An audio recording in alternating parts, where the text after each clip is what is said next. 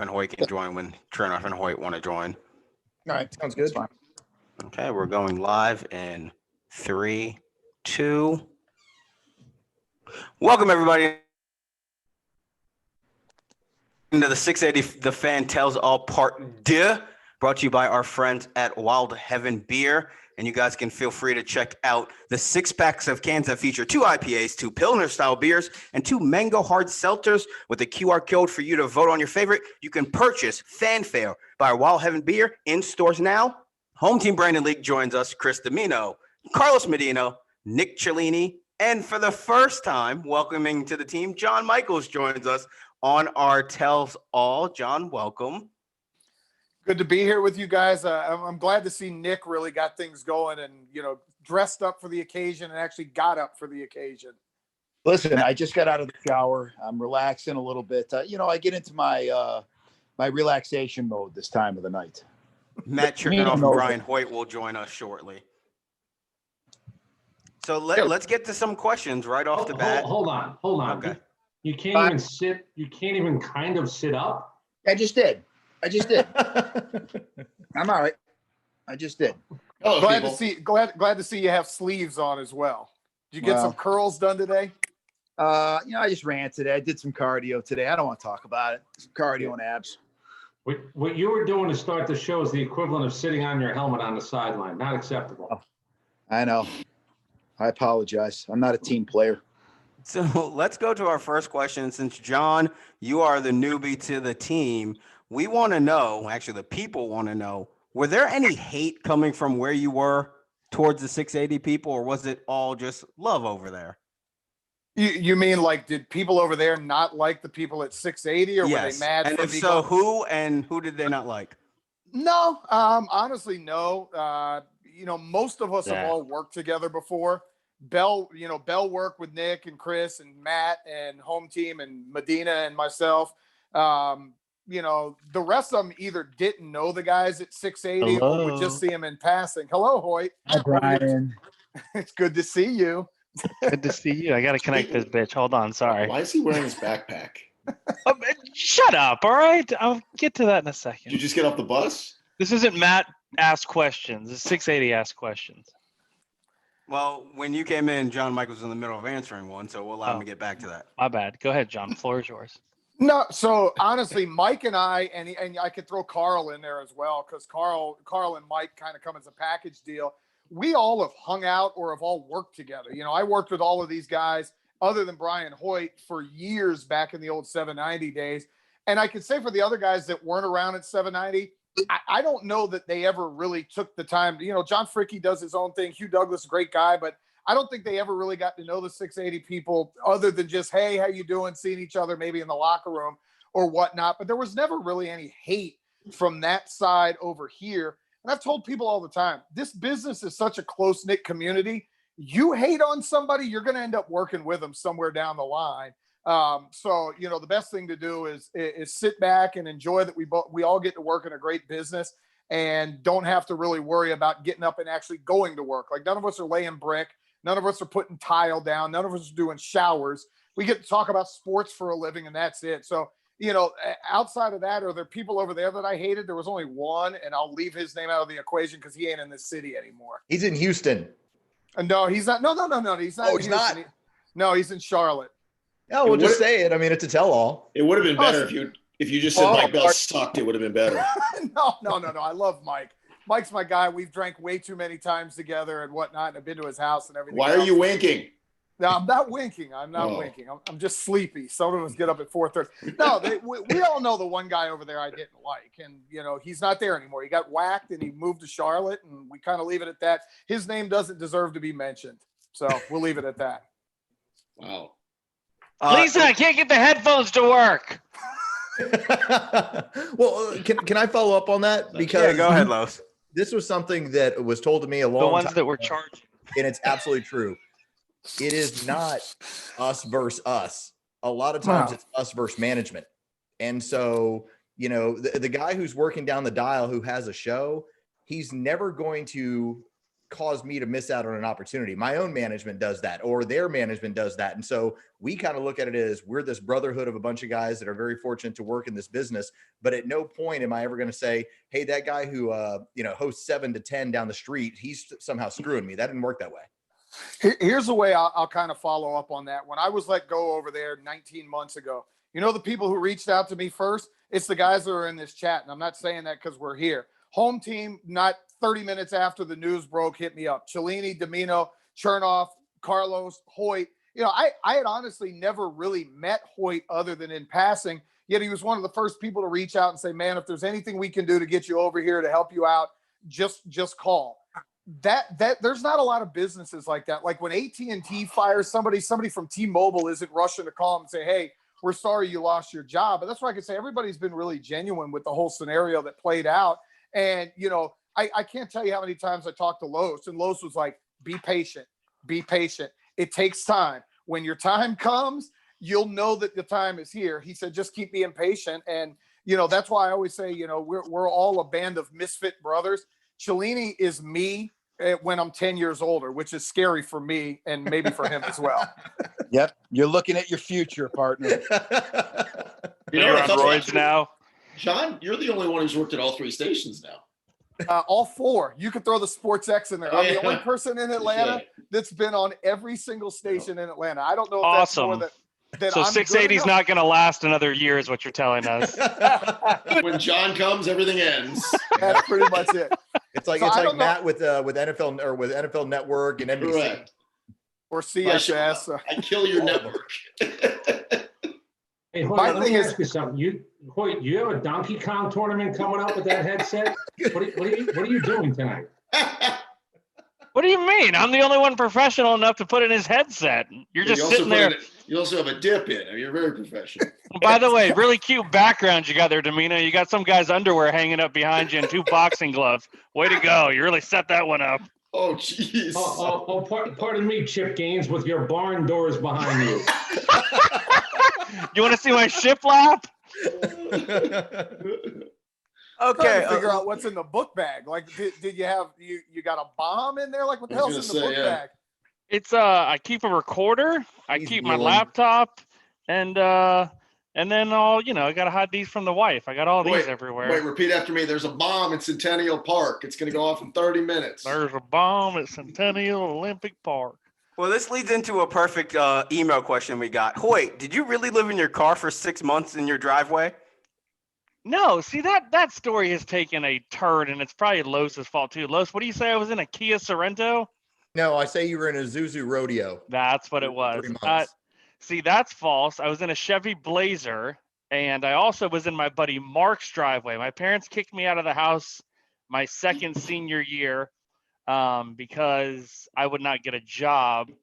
And so I showed them. I lived in my car for 6 months. I lived in my friends. They called all my best friends' parents, like, please don't let Brian stay at your house. We're trying to teach him a lesson. So I just stayed in my car, and Mark ran an extension cord out from his house because the summer gets hot in Georgia. And I had a little fan. It was nice. It was we made it work. So when you sleep in your car, when you live in your car, where do you poop and wash yourself? You know what? Here's what my parents never figured out. You can take Demino. You probably know about this. You can take a credit card and break into your house or your parents' house. Well, Demino probably broke into a bunch of places growing up, right? The Italian from New Jersey. Exactly. Not to take with grudge. You know what you're like? Hoyt, you're like Jewel without the talent. Wow. Between the barn doors. Gloves came off quick. So I would actually go to my parents. I mean, we can all number one outside, but I would go to my parents' place, so I had to drop a deuce and just break into their house, use the bathroom, and then quickly get out. What? I said deuce. I didn't say anything else, Matt. I mean, clean it up, man. That is telling all. They asked, I answered. You're right. Home team, I'll throw this one out to you. How much of the shows are planned out and how much are off the cuff? Which shows? What time of day? What hosts? I think, it depends on who you're working with, who's producing, who's running point, and who's kind of just waiting to see how things are going to unfold. People do it differently. Like a baseball, a football or a basketball team. You got your game, you got your team, and you can call the plays you want. You can run your style, and you can prepare the way you want to prepare. I will say who I think the most prepared guys are. Nick Cellini and Matt Chernoff are the most prepared. I think I do a pretty good job of getting prepared because I stay up late, but I would say those two guys are prepared. I can't speak for John. He always sounds good, but I don't know what his strategy is to prepare because he's got a whole lot to deal with on a morning show. But I will say, and Demino is usually there before everybody else is there. So it just depends on who you're working with, who's the producer, and how you run and call your plays. Joe and I get it all out right after the show. We have so much we can't get to. We go immediately to the air. We call the bullpen, prep for the next day, and our show is pretty much 90% done about 11:45 in the morning when we get off. Home team, I appreciate that, and it does kind of sound like you took a shot at John Michaels, but A little bit. neither here nor there. That's what I heard. I learned something from Chris Demino, a quote. I've got a book of quotes. Got a bunch of quotes from Chris Demino is, I don't vouch for anybody. So unless you truly know, we got to leave with the facts, but they do a great job. I just don't know what their style of prep is. And when you have a lot of different personalities, a lot of different egos, and a lot of different things that people want to get off, it can go a lot of different ways. So it depends on who's running point, who's in the room, and what time of the day the show is on. Listeners want to know in the Twitter responses, how did the Chuck and Chernoff theme song come about and who sings it? So Chris Cawley sings it. Chris was on the Boys season 2, and I don't know what led us to want to do it. I think we were kidding one day on the air about wanting a theme song, some cheesy sitcom-like theme song. And I think Chris reached out to one of us. And then the next thing I know, we put that together, and it was like, it was too perfect not to use. And we've had, some other versions of it, but it started as a joke, but he pretty much, turned it into something actually really good and didn't make any money off it, which was his fault. Well, the crazy part about all of it was an idea that then Chris got involved, and we were shocked because his drummer is a guy who's like subbed in for Sugarland and played with all these big old bands out of Nashville.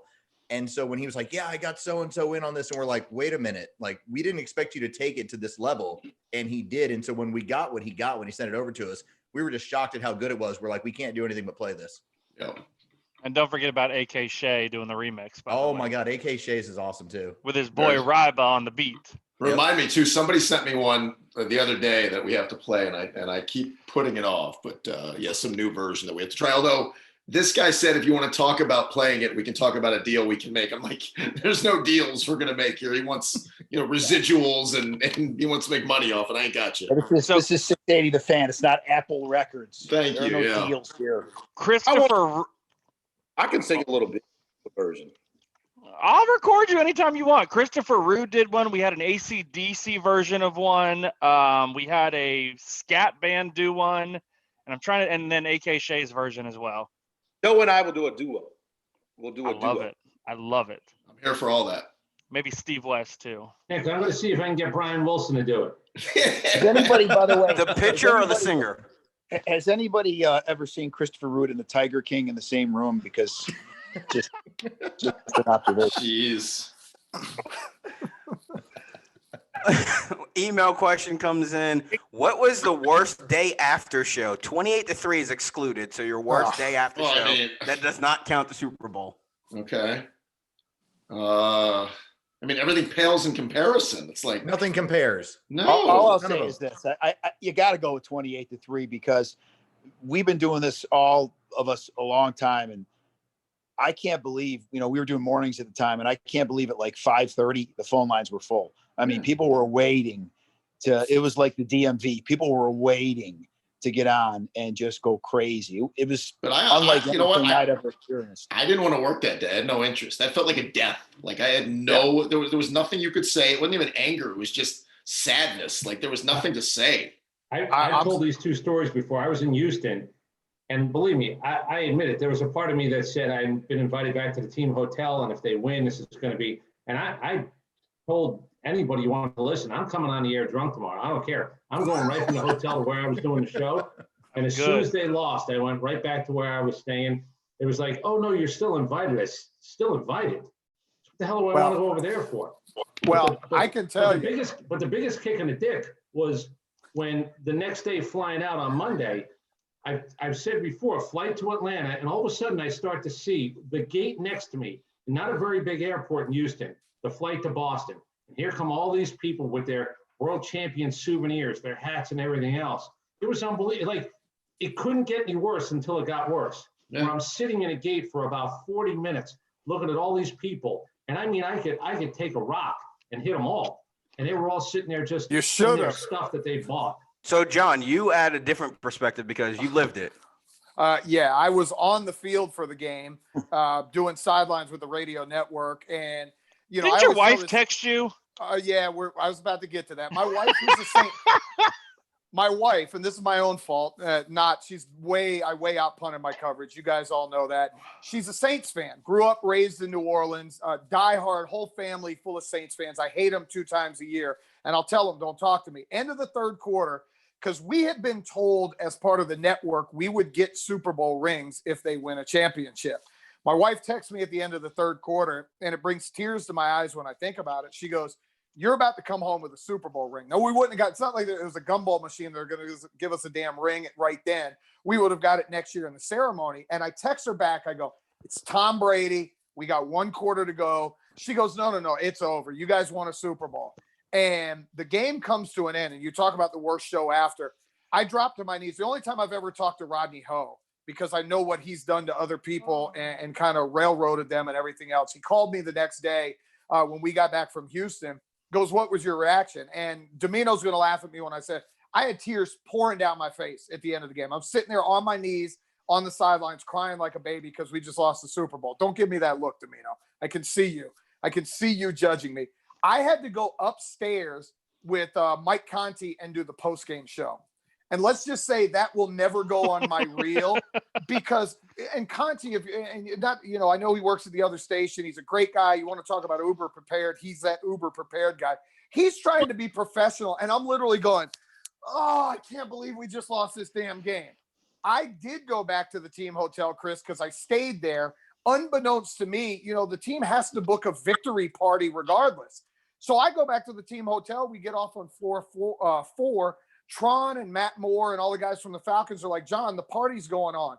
I end up drinking till 4:30, 5 o'clock in the morning. They had already booked Lil Jon, Young Jeezy, 2 Chainz. All these guys perform at the team hotel. So I sat and took, it was not canceled. I sat and took shots with some players that are no longer on the team. Me and Derek Shelby, what do you do with a 6'5" defensive lineman who keeps pouring bourbon down your throat? You just get drunk. I almost missed the team playing the next day. I was so hungover. I felt like crap. I'll tell you, that's the worst. I'll tell you, if it's not the 28-3, if we're not allowed to use that, October 7th, 2013 is the one Uriurbe home run where Kimbrel's in the bullpen. Also, the Falcons lose to the Jets on Monday Night Football, which I think basically ended their season as well. And Julio broke his whatever ankle, leg, whatever it was. Foot. Yep. That was the foot. Yeah. Broke both legs in a car accident. and so that I think is the day after show that we had a double whammy on that one. I'll tell you one thing about that moment. Home team was filling in on Braves wrap up that night, and we watched the Falcons game and the Braves game that night. And I've never seen home team just so fed up with everything in the world. It was that night, and he just didn't bother to hide it. They're better. And Demino said something today. I kind of disagreed with him when he said you owed nothing as a fan. I disagree, Demino. We're owed better. We're owed consistency. We're owed competitiveness, and we're not getting it.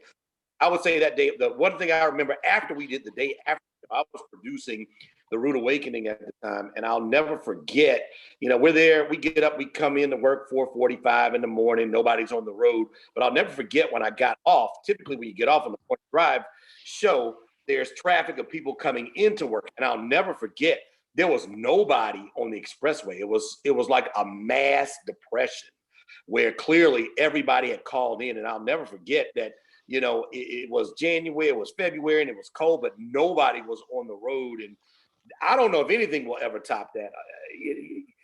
We had some losses with the Hawks. We've had some losses with the Braves. You got to go back to the 90s for some bad losses with the Braves. But I don't know if there'll be a day after show that can top. It might be something down the pike the way we're going. It might equal 28-3, but I don't know if there'll be anything that'll ever top that. Did Chernoff just churn off the tell-all, by the way? Did he just bounce? Reboot your router, Chernoff.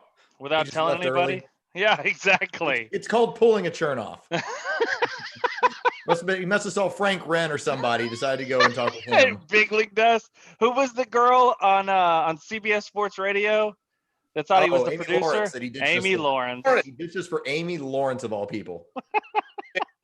Like Amy, you leave her alone. Yeah, you know, she's attractive for her. Nothing wrong with her. I'm just saying he ditched us for her. He was like, I can go talk to her. Maybe I can get on CBS Sports Radio Network. See y'all later. Twitter question comes in. What was better, the Tabernacle Parties back at 790 or the Vegas trips? Up the top, those Tabernacle Parties. Look at Nick's face. The problem is with the Tabernacle Parties, and Demino, you can back me up on this, John Michaels too. People would start to get angry after a while. I mean, they would turn on. Mike Bell would be emceeing up there, and if they weren't happy with the way the games were going, or they weren't happy with the contestants in the bikini contest, I mean, they would start throwing stuff on the stage. It was like the NWO from the world of wrestling was up there. It got ugly. That was the only issue as the night went on. Yeah, every one of those, you were right on the verge of something not so good happening. It felt a little bit like what happened in Chicago in 1968. I wanted it to be peaceful, but there's a really good chance this could blow up. And then we did the one year at East Andrews, and Mitch Evans was downstairs. We had a bunch of girls from the Cheetah, and he was trying to get them to take their clothes off. Take it off, yes. Take off your dab. Steak looks to me and says, "Will you please do something?" I said, "What do you want me to do? I'm not security."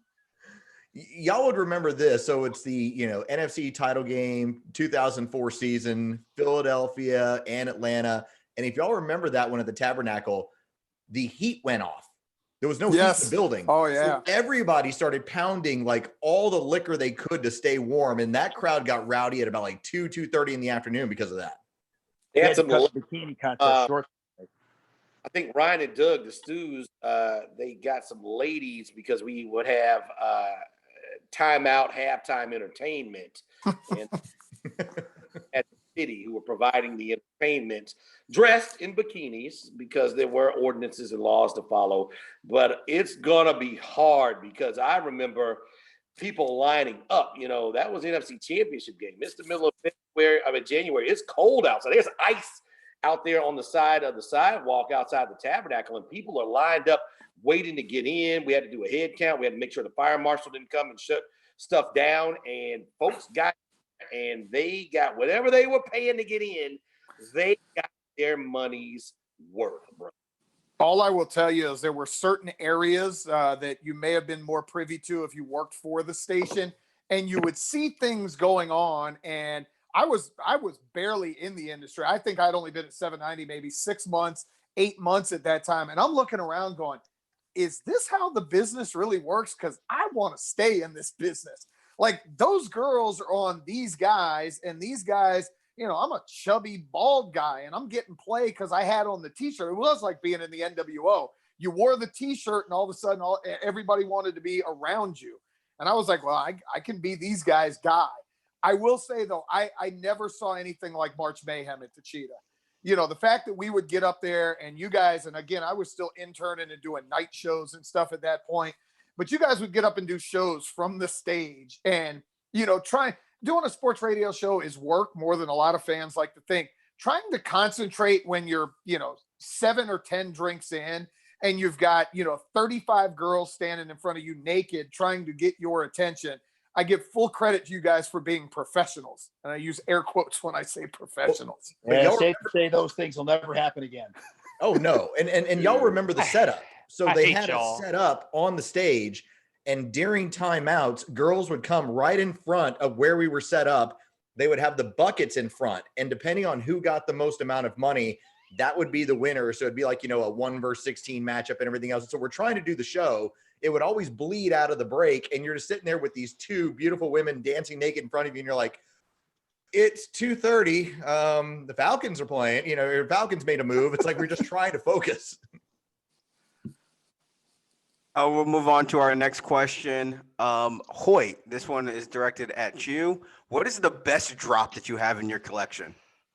No, you can't do that. It's like picking between his kids. They're all my babies.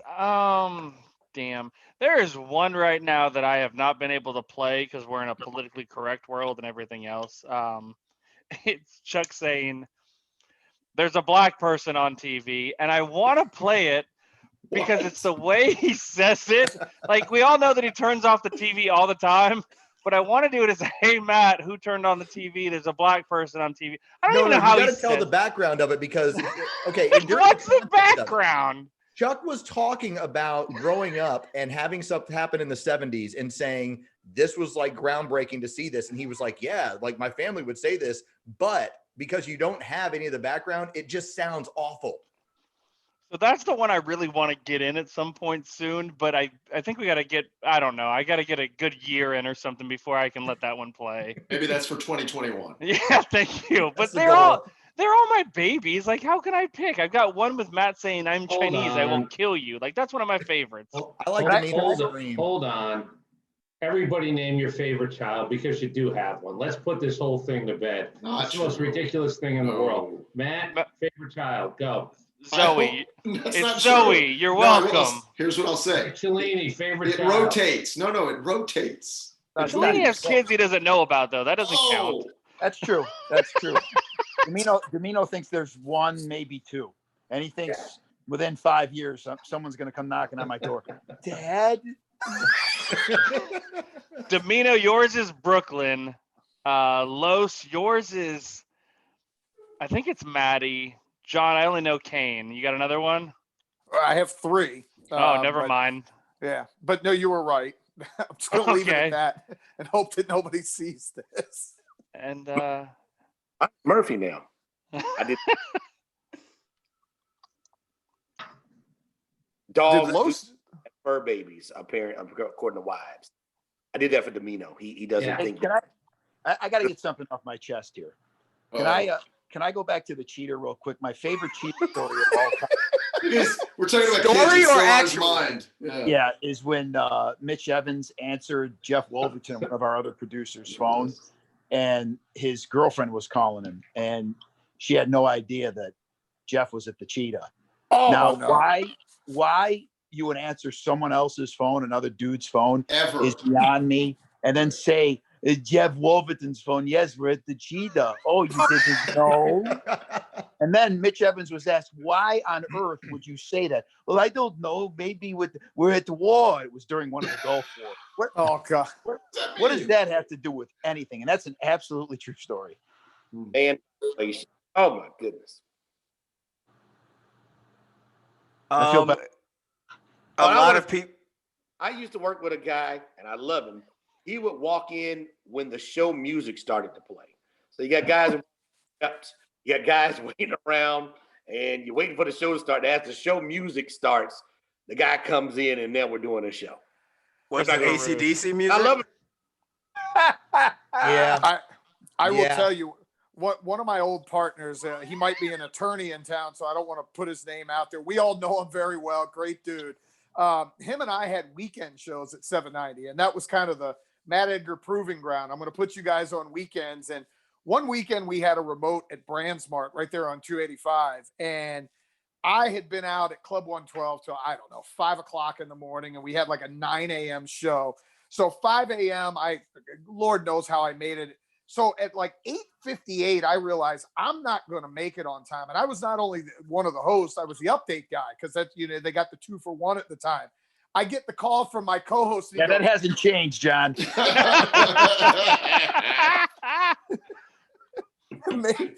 I get the call from my co-host. He goes, I just woke up. I'm not going to be there till 10:15. So Miller Pope, the great engineer, is texting me like, where the hell are you? I come running up with a newspaper. I have no idea what's happened the night before. This update brought to you by Crown Royal. I don't know what I said the first 15 minutes of the show. And then my co-host shows up 15 minutes late. He also has no idea what happened the day before. And here we are on remote for 5 hours. 5 hours of him and I begging somebody to go get us food.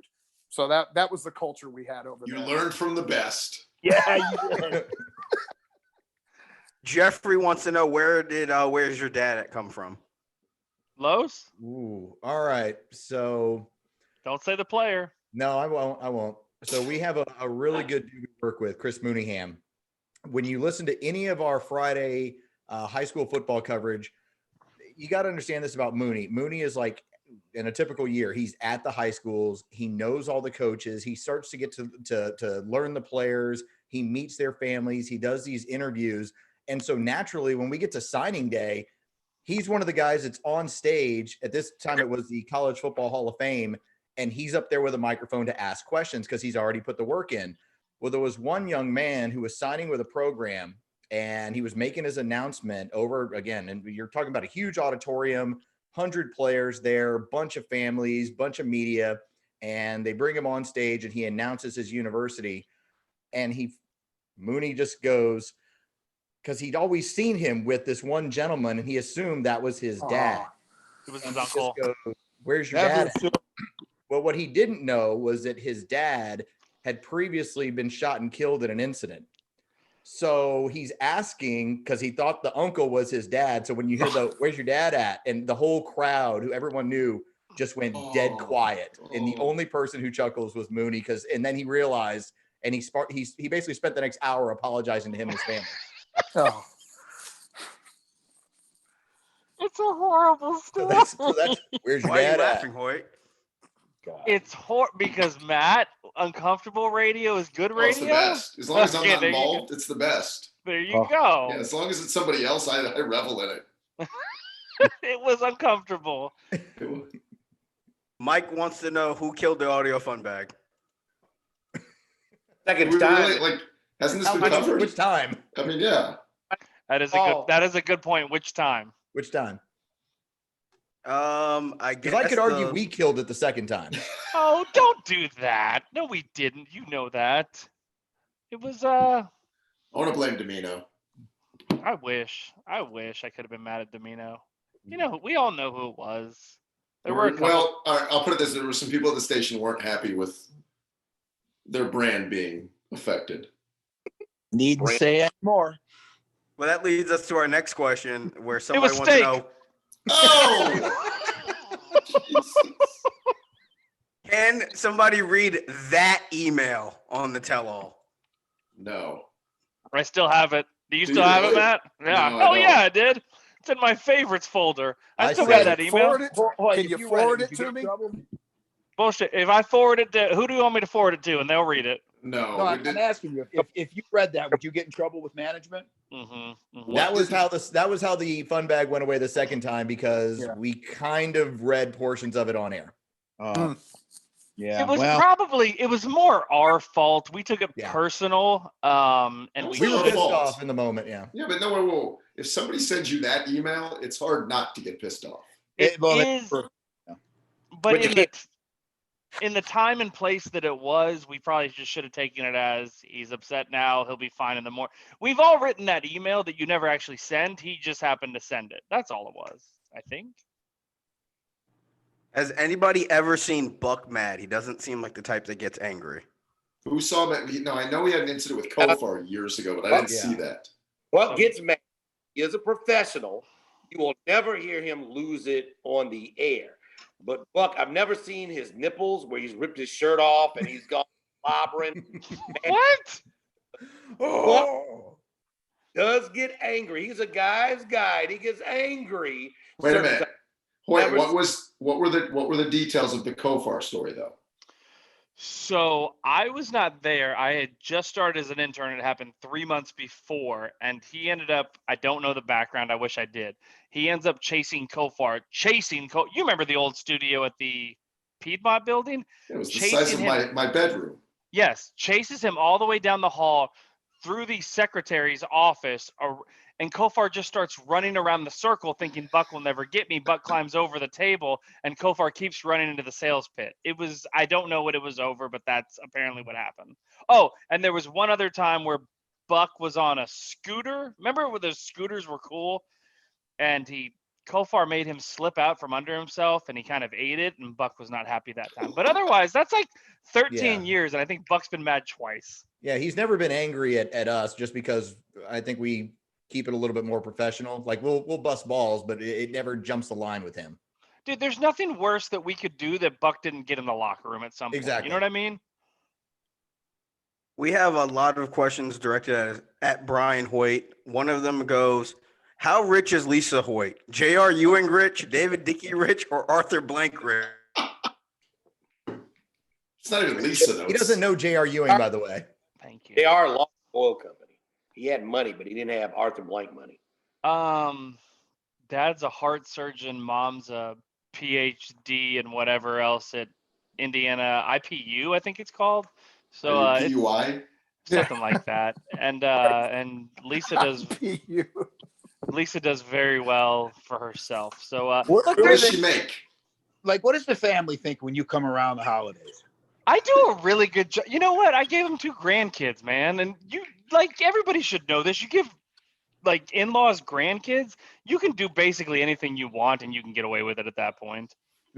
But you know that they know that you're just temporary. You'll be gone by 2023. Well, no. I agree with you, but she's put me in a lifestyle right now that I can get alimony at some point. Like she's put me in this lifestyle that I appreciate. I can work in radio for God's sakes and make what we make. That's how you have those barn doors behind you. Those are very nice, by the way. This is real wood. Real mahogany yet? Rich mahogany. Smells of Bergen and rich mahogany. Kevin wants to know, he's always heard the line, Chuck won a contest. So how'd that go? Did he win on Monday and got a damn show on Tuesday? No. Yeah, I mean, he won, then he started filling in. He was doing weekends, and I don't know how it worked to where he got on the air during the week. But the next thing you know, he was the king of college football. And there was a brother that also got a raw deal. So Chuck Oliver won the contest, the first contest to get a show. And he was very, very good. It was a lot of trivia. There was a lot of back and forth. Jeff Wolverton, who was one of actually running it. Well, Chuck won, and then he started working on the weekends, and one thing led to another, and the rest is history. But 790 did it a second year, and another guy won the second year. But we had a program director at the time whose nickname was the Colonel, decided that he had some unfulfilled radio aspirations. He had to get out of the basement. So when the poor guy, the brother who won, that's right, the brother who won the second year came in for his first day, winning the second year, the Colonel told him, don't worry about it, I got this show, and put himself on the air. And I forget the guy's name. He never got the shot that Chuck Oliver got. And I was standing right there. It's kind of amazing, though, but it is amazing that only in radio and MTV VJs can you win a contest to become actually like that's your job. That doesn't happen in any other entertainment. Like nobody wins a contest to host the Tonight Show or Good Morning America. But we got to explain the joke. And the joke has always been done by Matt when he says this guy won a contest. It's because a lot of us at some point have intern kind of worked our way up, did our sort of thing. Chuck was so meteoric that there are things that we all knew how to do that he didn't. And so that was always the comedy that Matt would always say, this guy won a contest, because there was steps along the lines of things you learned that Chuck got elevated so quick he never learned. There are things along the way you have to learn, like carrying a credit card around Nick and Chris when you're 20 so you can cover their expenses. Funny. Yeah, my credit wasn't really good back then. Everybody goes through something, man. Going through something. Yeah, exactly. I was going through a lot, actually. This question is phrased to Nick and Chris. They said, I've heard Demino mention John Feinstein and how he was banned from the show. What's the story behind that? Demino, take the ball and run with it. This one's all yours. OJ. We had OJ Simpson on, and John Feinstein was supposed to be on the same day. So we ended up doing about 45 minutes with OJ. And Matt Edgar, I believe it was Matt Edgar, I had to tell John Feinstein, hey, John, we got OJ on. And then we think we're going to do a lot of reaction, so I don't think you can really come on today. And John Feinstein was thoroughly upset. And as he told Matt Edgar, any show that would have O.J. Simpson on, I will never do anyway. And he really sort of got really angry with Matt Edgar, and he got over the top with this holier than thou, how dare you? So I asked Matt, I said, Matt, you got to give me his number. And I called him back that afternoon. I said, hey, you work for ESPN. I know where your paychecks come from. They've been doing O.J. Simpson for 2.5 years. At what point did you say you're not doing the show because your network, the one that pays you, is doing O.J. every day? And he didn't take very kindly to that. And I didn't take very kindly to him not taking me very kindly. And he might have been the original guy in the ban list. But when I tell you, he really got off on Matt Edgar, just telling him how disgusted he was with the whole idea that we would give OJ a platform. And again, I just remember, do you guys remember the coverage that ESPN was throwing at OJ Simpson? Yeah. It was ridiculous. ridiculous. Obviously, a huge story. Then I think the follow-up to this story is that John Feinstein later on had a book that he wanted to plug, and all of a sudden wanted to come on our show. We said, thanks, but no thanks, Feinstein. Yeah, and Matt Edgar, I got his phone number again that day and reminded him about how disgusted he was with us. So I don't think you'll be making an appearance here. Good for y'all. Before we get to our next question, we want to thank our friends at Wild Haven Beer for sponsoring this 6A The Fan Tells All Part Deux, and you can get your 6-pack of Fanfare, and each 6-pack features 2 IPAs, 2 Pilsner-style beers, and 2 mango hard seltzers with a QR code on each can so you can vote for your favorite. You can purchase Wild Haven Beer's Fanfare in stores now. Question for the panel. Can I say something real quick? Yes, Brian. Not to change it or whatever, but we lost Betty Kincaid today, and just cheers to her and her life and the man she raised. And if y'all want to just kind of raise a toast, because definitely, I reached out to John earlier. Condolences to John Kincaid's family. Not to take this a different direction, but she enjoyed her alcohol. So cheers to her and that family, and we're praying for you guys. Well, they told her you need to stop, and she was like, "I'm 91 years old. I'm going to keep at this." So all John asked was just, "Hey, raise a glass to her." All right, now BJ, back on track to your less than important questions after that. Go sorry. It's like that part in the Stern movie, Private Parts. Yeah, my grandmother. By the way, it's 28 degrees. So I'm in the hospital. Question for the panel: who is the biggest ATL D-bag player in person? Past or present? I'll start with this one because he tried to big time us on Radio Row. Austin Hooper, you could take your overrated ass to Cleveland and stay the hell up there. Oh. You could go back and find the video where he tried to tell me and my former co-host that you guys think you know football, but you know nothing about it. And literally was giving us this on Radio Row where we're giving you time. Nobody else around Radio Row wants to talk to Austin Hooper because nobody gives a crap about who he is. I heard some stories about him in the locker room getting on the phone because he didn't want to talk to the press after the ball bounced off his chest against the Dolphins in a game that they lost. He had the nerve to tell us, you don't know what you're missing when I have a big block and Devontae Freeman springs for a long run. I don't give a damn about your big block. I'm looking at Jake Matthews and I'm looking at Chris Chester. You're here to catch passes, catch the ball, enjoy Cleveland. Get those 45 catches this year. He's the worst guy I dealt with. I'm so glad he left the city. Oh, that one's going to be tough to top. Rack him. Don't you and Alec Mack have something going back and forth, Cellini? Alex. I think Alex Mack's just awkward, and I'm awkward, and together we're very awkward. We don't really cancel each other out. It's two negatives sometimes equal a positive. Well, two awkward guys just makes for very awkward conversation. No. And you said, I don't think he likes my face. Matt, tell the Matt Kemp story. Spring training. So this is what, 2016, 2017, whatever it is. I had set up an interview or two and Kemp standing in the middle of the dugout. So I walked down and I said, hey, we're set up down at the end of the dugout. Oh, no. Oh, no. He froze. He did this intentionally. Yeah. The router froze. Oh. He said, Did Matt Kemp sit on his router? So then Matt Kemp says to my wife, he says, and then I punched Matt. No. the end. And of that's Matt the end of the story. Yeah. That's how Yeah, that happened. he gave the greatest Heisman to Matt that I've ever heard. And we've all done like the whole locker room things and the clubhouse things. So you always remember when you get like the really, like a lot of people say they don't want to talk, but he gave like an insulting Heisman to Matt. I like Gary Sheffield. He played me one time. And Los, you know me long enough. Dugout. You don't want to talk, don't talk. Yeah. Played the lot. I'm in the clubhouse one night, and I think he had struck out a couple of times, so waited. He's a star player. You got to wait for him to take a shower. He's a star player. He wants to go to the food table. You got to wait for him to go to the food table. He's a star player. You want to wait. You make sure he get all of his clothes off. He gets to the shower. Then everybody's left the clubhouse, but it's Gary Sheffield. You got to talk to him. He just came to the Braves. And then after standing there for 45 minutes, and as a veteran, he knew what time the media had to leave the locker room. He said, I'm not talking tonight. And I was not the guy that I was now. So I just said, okay, thank you. And then the next time I saw him, I was like, hey, man, next time, just say you don't want to talk. I'll leave you alone. I'll leave you alone. But that was the only guy. I won't call him a D-bag, but I thought that was a D-bag move. Somebody That's a bad. I mean, you don't have looking at me and then says, I'm not talking tonight. That was a cool story you had, Matt. Your So Matt Matt Kemp. Kemp story. Where did we leave off? Where was I?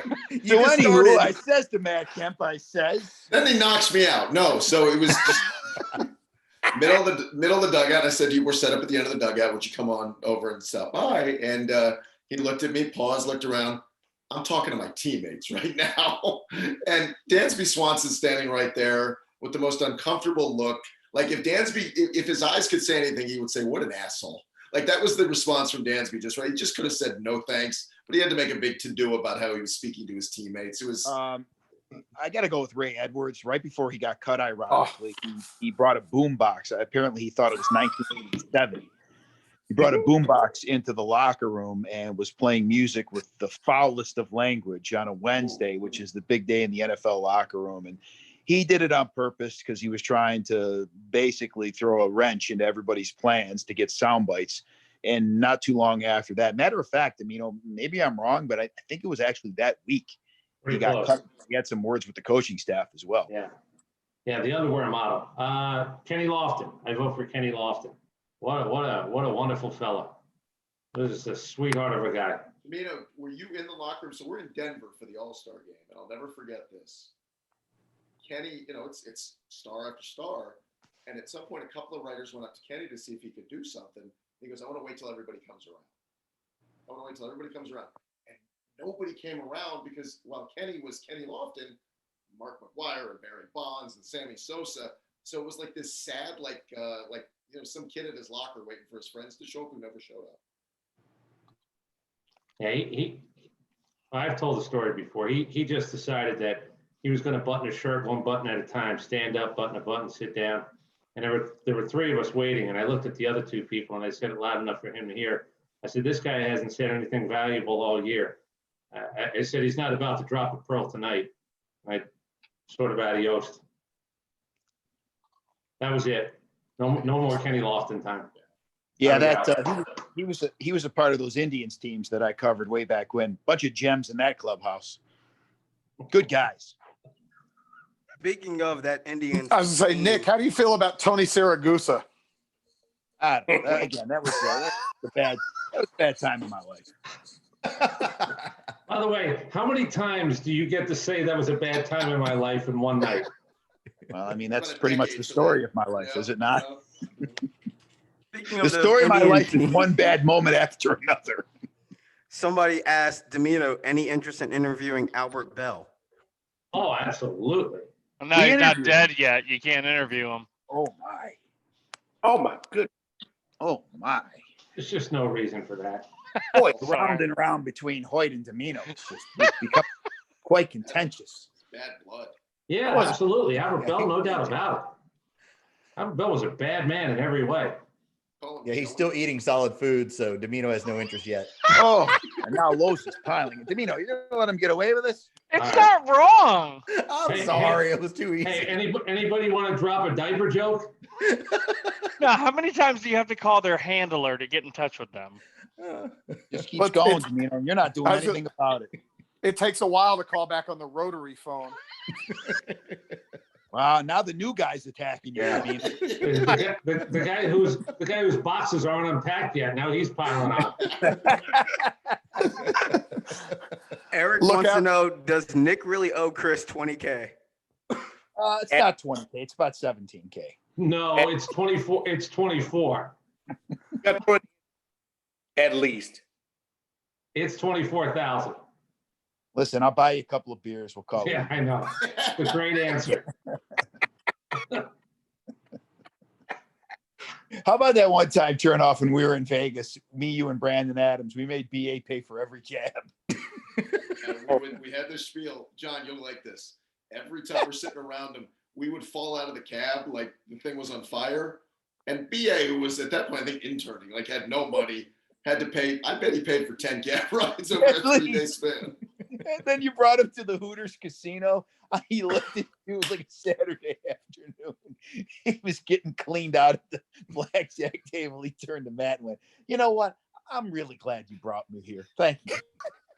So, but the Hooters Casino, by the way, looked like Hooters on Holcomb Bridge Road. It was like brown paneling. It did, And with blackjack tables. the pit boss would make a joke every time you would, have a couple of ladies. Oh, look, a couple of lucky ladies right there. And they would make that bad joke. Meanwhile, it was the only casino I've ever been in. You couldn't split or double down in blackjack. You still can't. Is it still there? Mhm. Those rules We haven't hit that we part all of the had script same yet.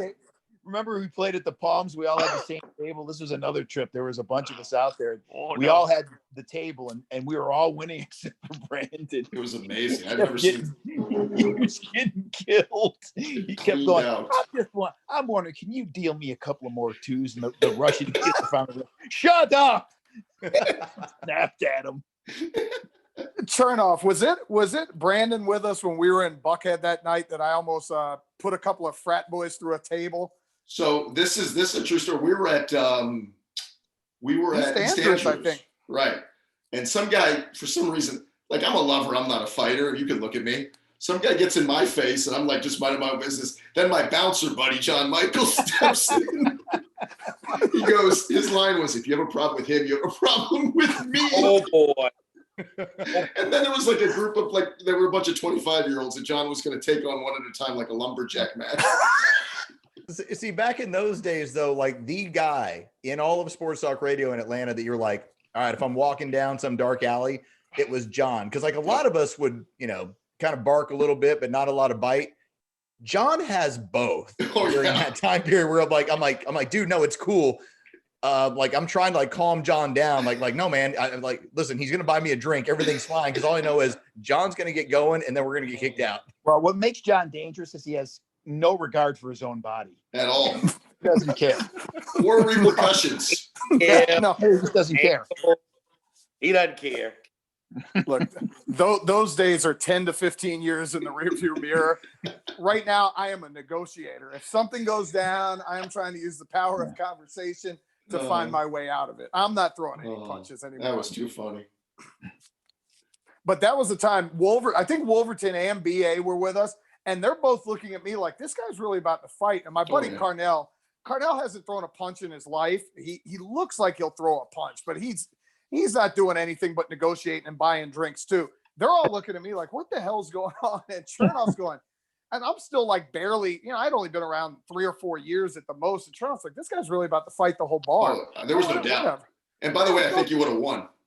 Oh, yeah. And I'm not sure about that. Is someone gonna write the book? I know it's Atlanta, but it goes everywhere. Like the 790 story can play anywhere. If y'all are willing to either change the name or whatever, there's so much that went on. Like Sports Night was a show on TV that did well enough. Y'all were Sports Night on HBO, after dark, 11 o'clock. How do you change the names? Everybody, it would be so easy to figure it out. I don't even think that could protect anybody. Rick Shapiro. It's the closest thing to Wolf of Wall Street in sports talk radio.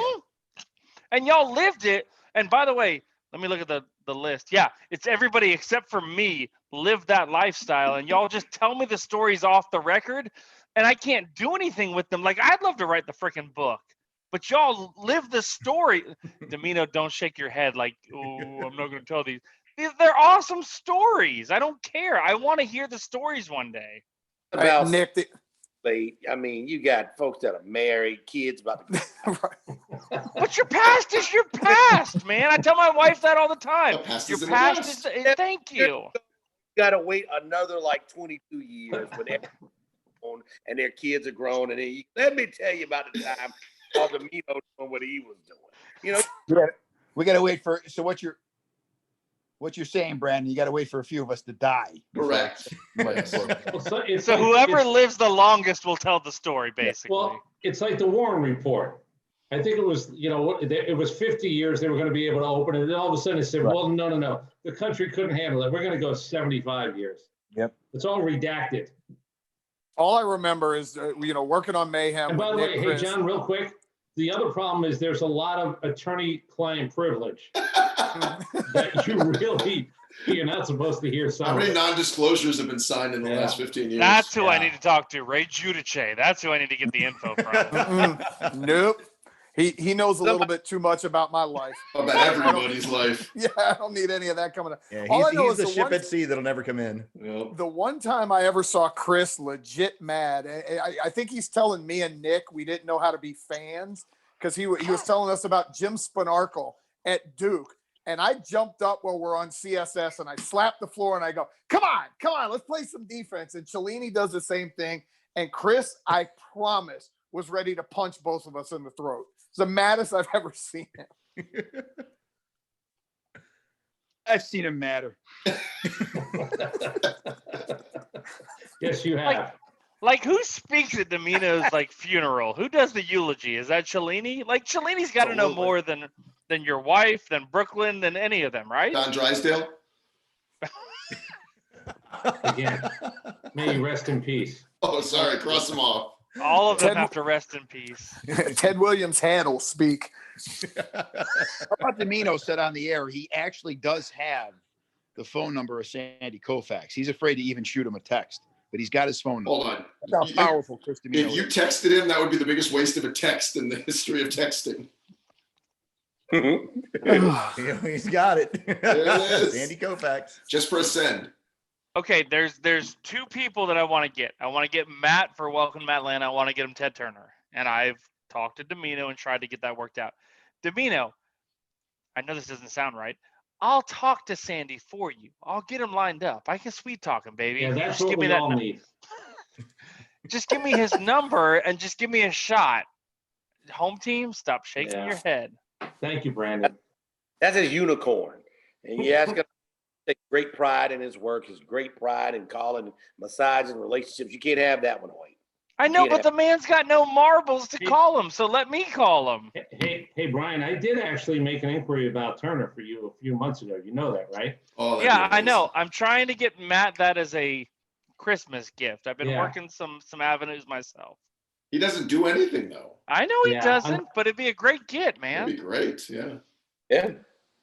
Would he get more listens than the Hoyt podcast, though? I think the last thing he did was CBS Sunday Morning.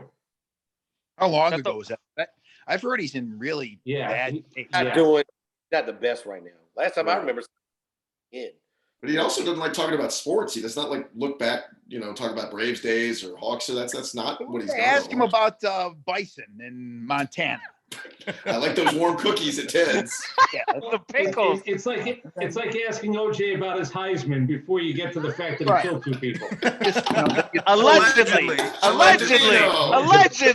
it's not alleged. He was found culpable in court. That was a civil court. Still, you don't have to say alleged. Hoyt, this comes in on the YouTube chat. What's the worst place you passed out other than the hospital? Oh God! At the stadium. Oh well, okay, yeah. I did get on a gurney at the stadium, Los's house. There are a few bushes in Athens. Can I ask you? Here's my question: have you ever fallen asleep on cement, not grass, but the actual cement, sidewalk, driveway? Because that's the tell. I've seen people fall asleep on a lawn, but I said if you fall asleep on cement, you're in a different place. So let me tell you the good thing about a good drunk is you can make your home wherever it is, whether it's cement. Like I'm not a bad drunk. When I go to pass out, I'll make my home anywhere. I'll straddle it. You know what? Here's the worst place. Little Italy. I passed out in the bathroom. I locked the door. They closed at 2:30 in Athens, and I was still in the bathroom. And I opened the door, and they were already closed, and they had locked up the place. That's the worst place I've ever passed out. No. Let me just bring this up. Has anyone ever passed out and been bitten by a brown recluse spider?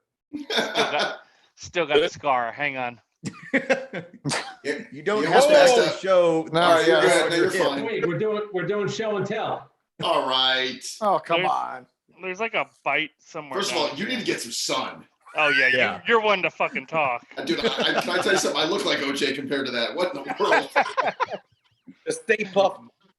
Might have to get you a spray tan of some sort. Hoyt here for California Sun. He almost passed out on a blackjack table.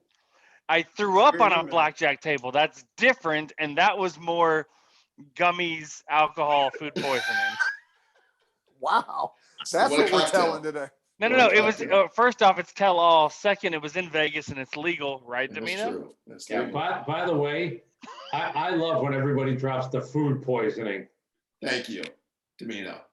He was No. drinking one of those Fat Tuesdays, 4 foot tall drinks, and he got food poisoning. It was taller Honestly, than he was Zinno, and I the was sober drinking that person when thing. we got back to the room. I know somebody else who wasn't. I heard what you said. Wow. That was Well, he walked through Vegas casinos yelling, "I got a Zinno! I got a Zinno!" Pickle drink. It was taller than him. It was food poisoning. Nicest person you've ever met in radio. You guys can say me if you want. Mm, No, really. Let's see. Chuck Dowdle is up there. That's a great call. Well, he's just a sweetheart. No, I that's the think answer. probably that might be the one. Sam Crenshaw. Sam Oh, that's a Crenshaw. good answer, too. Yeah, there's Good another answer. one. Yep. Yeah. I've met sports talk radio. I'm glad Can I- that I got the Crenshaw. Can I tell a Crenshaw story real quick? So it's a weird thing. You have a we're in- Crenshaw story? Yeah, we're in Athens, and I'm just covering Mark Richt and just going up for the press conference on Tuesday. They serve you meal at like 11:30. It's like high school. I roll in there, and I don't know a damn person in that place. Seth Emerson and Chip Towers, and they're all sitting at their cool table. Matt, you know what I'm talking about here. And What? and so they're all sitting at the cool table, and I just sit down by myself. I get my burger or chicken or whatever, and I sit down. I'm just eating by myself. Sam Crenshaw walks up and, "What's your name? How you doing? Like, what do you do? What's your point?" And it was just one of the coolest moments of you're a new kid on the block, and someone just kind of took a liking to you. It was, He it thought was you a were very, one of the staff, though. He wanted you to refill his plate. thank you. It was a cool moment, and Matt's wanted to shit all over it. Oh, look at you getting all look at Hoyt getting all sincere and nice. Okay. Baby, that's what hits. Didn't you listen to your podcast with me? I did. I listened to it. Yes. What is it like on the Frank Duffy RV? John and Mike want to know. Talk about all the smells. It's so Frank does well for himself. He's got 2 of them now. Apparently he has a Ronda RV and a 680 boy RV that there are certain smell. Dan Matthews killed it. Like 2 hours in, what's the number one rule? Ask the entire group. What's the number one rule on an RV? What do you Don't not poop do? on the RV. Correct. Yeah. Yeah, 2 hours in, Dan pooped on the RV. And Are you kidding me? No. Does that surprise you? Do you Does not he know have Dan Matthews? no consideration for anybody else? It doesn't All right. matter. Get something to eat. You don't go in the RV so you have a bathroom. I understand, but once someone breaks the seal, then all hell breaks loose. Oh, Lord. It's a frat house, but it's fun, man. We have Yeah, there are great phases to time. the RV. Like the morning is different than the afternoon, than the evening, and then the evening's the hardest time because it's all very comfortable, but it's who gets to sleep first. Because the snoring is insane.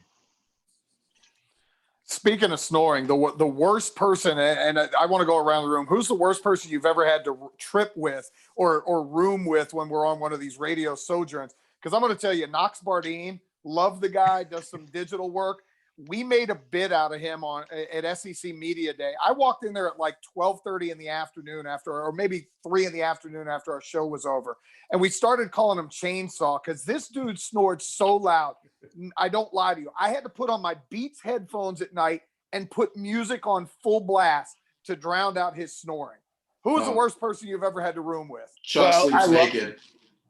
Yeah, he does. Winner. Winner. I love the guy, and you used to work with him, John, and we all used to work with him. But spent a week in San Antonio as Mike Bell's roommate when Georgia Tech went on their run to the Final Four. I like to nap.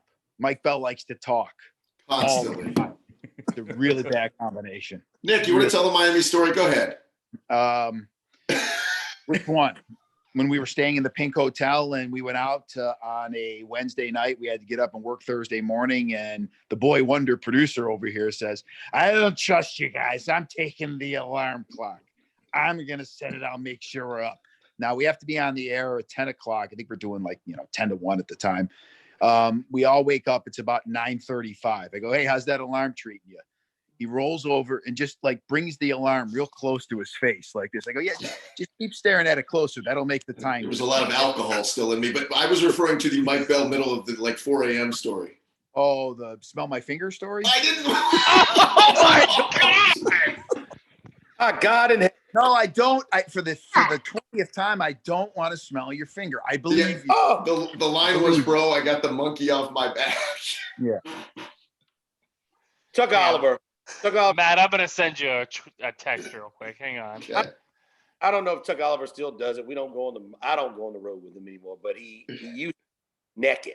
And he's still naked, dude. We Super Bowl out in Arizona, and I was a young guy, I was single, and so I was going out and I wasn't gonna be in the bed. Chuck was gonna be in bed by midnight. And I told him before I left, I looked him right in the eye and I said, hey man, I don't care what's going on. Yeah, who you have over there, who you don't have. If I come back in this room and you're butt naked, you and I have. And he said, well, I'll just sit on my side of the room. I don't care what side of the room you're on. If you have no clothes on, when I come, you and I have a problem. So I will say, at least when I came back in the room, he had a pair of shorts on, but apparently. How would you know, though? Traipsing around nude, and the silhouette of a naked Oliver had been known to be seen by people who roomed with him. And he did show me the respect of putting on some pants when I came back in the room at about 3 o'clock in the morning. Oh, that's nice of him. You got to set boundaries. Some things are just enough. At least Demino, I've roomed with Demino. He puts his clothes on. The man's respectful. It's very true. That's disrespect. They deserve I it. love Demino when he first started dating his wife, and the three of us had to share a room. Me, Chernoff, and Demino would be up at 5 in the morning with his towel on, talking to his wife, waking us all up. Hey, shut up! All I hear from the bed next to me is, why is he talking to her? What's he saying? Why? Why did 3 people share a room, incidentally? Let's talk radio, AM radio. No shit. Matt, we were going to stay in a hostel in Chicago. No, you wanted to stay in a hostel. It was cheap. It was a boarding house. Hey, Matt. Matt, you do know that not everybody was 3 to a room. Oh, yeah. Don't tell that story when certain people kick certain people out. Yeah, that's You're right true. about that. But I swear there was a guy at the old place whose job they would give him to find the cheapest, most disgusting motel on the He planet. did his job very well. And it cost less than $39 a night, and we got it. Don't worry, you can expense it. Sounded like a Steven drop right there. No. It's radio, right? This is a part of it. These are all the stories. You guys always tell me it's not the event you go to, it's the stories that are built behind it. Yeah, but you're not supposed to be sleeping in Beirut when we're working for a professional organization. They would put us in effing Beirut. Yeah, So pretty much that hotel in Detroit was pretty much the equivalent of Beirut. So with a lot you guys were there. Wait a minute, Nick. You guys were there. We stayed in Livonia. Go look up where Livonia is. You're right. Or have goo on the door handle, hotel room on the inside. When you say goo, room that the station can. It's true. Like Chuck is not exaggerating when he says there was a girl who cleaned our room at one of the motels in Alabama, who when we got back to the room, we saw her getting on a correctional van out of there. That's where she did her community service cleaning our room. Home team, didn't you have to sleep in the 790 Jeep for a while, like doing the road trip? We did home team goes road. Did 30 different events in 30. And apparently, this was before, I don't know, planning out things or Google Maps. So instead of like going from Atlanta to Arkansas, I would go from Atlanta to DC to Indiana to Tuscaloosa. And so there were some nights where I slept in a rest stop in a Jeep. What's the worst that could happen? Go figure. So I've slept in a station vehicle, in a rest stop, in a Jeep. Oh. Well, that wasn't the trip or the trips you went on with Bo Bach. No, that was the Bobach Mystery Tour, which is one of my favorites, when we would travel to Southeast and go and cover Florida and Auburn and Alabama, and we just drive. I did the driving. Bo would go interview the coaches at the time. Tommy Tuberville was did the coach. drinking. We pull up there and all. And Bo, I will say, Bo Bach had a lot of cred. So I was driving the Jeep, and I would be with the media with my press pass on, standing on the side, and Bo would sit on a golf cart and just ride around the golf cart, ride around the football field with Tommy Tuberville. Tuberville wasn't watching practice. He was letting stuff go. And that was a great time. The one thing I learned about Bo is Bo got a lot of things in him to get ready for the morning. So when we would stay in the hotel room, he would have probably 45 pills laid out in the bathroom credenza, and he would get that with a Diet Coke, and he would shoot all of that. We ride around. So no, that was something separate. The Bobach Mystery Tour was one for the ages. Hey, home team, did you bring your credit card? Home team showering every day at the hotel.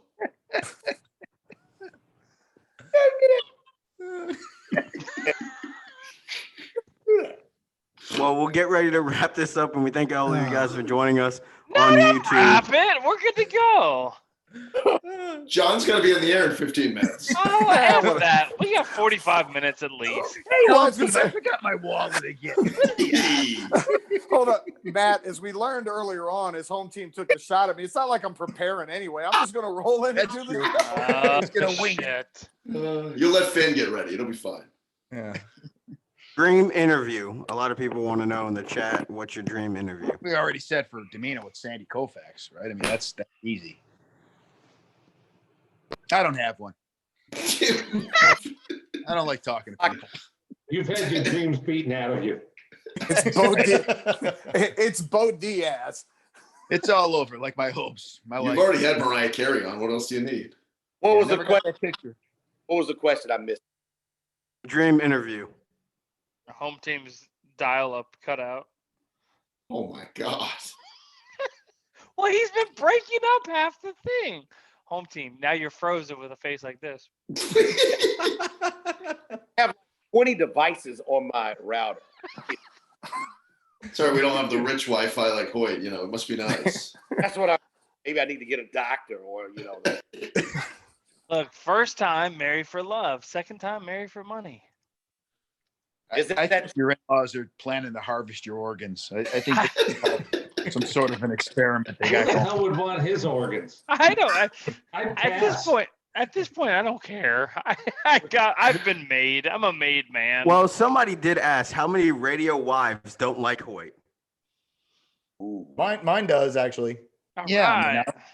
Mine doesn't have any issue. Yeah, mine likes him. She's fine with him. Here's the weird thing y'all don't get. I have. All right, Demino. I'm trying to look on the screen where he is on this screen. Demino has the ability. Nick, you talk about this all the time. Demino has the woman ability that out of nowhere women will be like, there's something about that Chris. He's just so dreamy. I somehow have that with wives or mothers that, oh yeah, that's just Hoyt, and he always asks me about whatever. But I've got a good rapport with wives like Demino has with girlfriends and such. Except for last year. You're not threatening at all. I mean, that's the thing. It's not I'm like not sure where this is going. I just remember I'm gonna hook up with all Mrs. y'all's Home Team wives. didn't care for what you said about Florida State, and you had to apologize to her for that. Was I wrong? Willie Taggart's not there anymore. The truth hurts, Home Team. You got to remind her that. Hot take, Hoyt. You're dealing with women. You have the line is. And once you see, you always go over the line and then you run 20 yards. And so then you got over the line and you ran 20 yards with my wife, and she had already given you the I've had enough look, and then you ran another 20 yards down the field. So I don't think she has a problem with you. She just what Doesn't she like said you. on that day was is he putting on or is he for real? I said, no, he's who he is. He's for real. Yeah, she doesn't have a problem with you. She just has no use for you. Here's what I love about Miss Tracy. She's honest, and I appreciate that. You will know where you stand. Mm-hmm. That's true. Know where you None of y'all have met my wife, and that's partly my plan is for none of you to meet her. Why is that? Why don't we go out? Like the morning show and the afternoon show should. Let's go out. I'm Let's all go for it. out.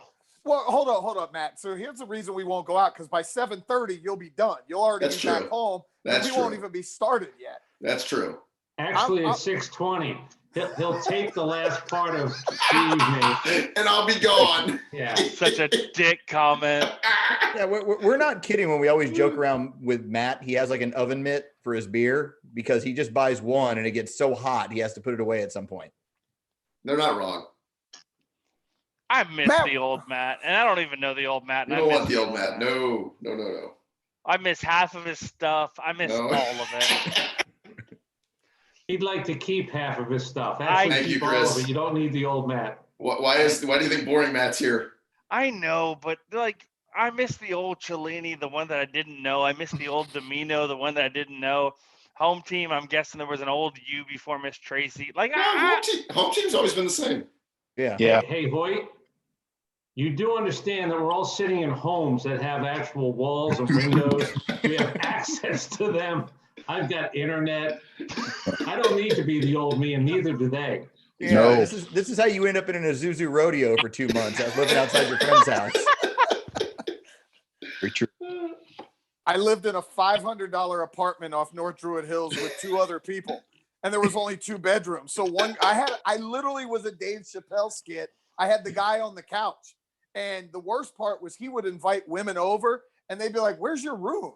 He doesn't have a room. He's just Oh. laying here. I don't Nobody need to needs go that. back to that. No. No, I'm in a basement with like, as Demino said, I've got like art, not really art. I've got pictures that have autographs on them hanging on the wall.